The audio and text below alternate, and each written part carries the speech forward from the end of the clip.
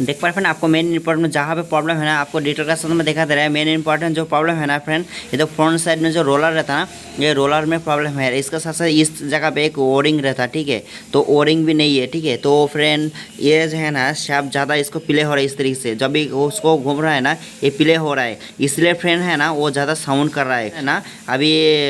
क्योंकि इसका ज़्यादा मेरे को तो ये बियरिंग तो अभी मिलने वाला नहीं, इसलिए फ्रेंड मैंने अभी इसको इस तरीके जुगाड़ बना रहा है। ये जो फ्रंट साइड है ना फ्रेंड, इस जगह पे एक में रबर कट करेगा, जैसे कि मैं ये जो ट्यूब है ना, मैं इसको काट कर राउंड करके इसको ऐसे लगाएगा। लगाने के बाद फिटिंग करके देखते हैं इसका प्रॉब्लम सॉल्व हो गया तो हो गया, अगर नहीं हुआ तो फ्रेंड 100% के बाद में इसको मैं चेंज कर देगा, ठीक है। इसको मेरे पास तो अवेलेबल अभी रोलर नहीं है, क्योंकि रोलर में इसको थोड़ा प्रॉब्लम है, ये प्ले नहीं होना मांगता, इसी हिसाब से आपको भी काम करने का।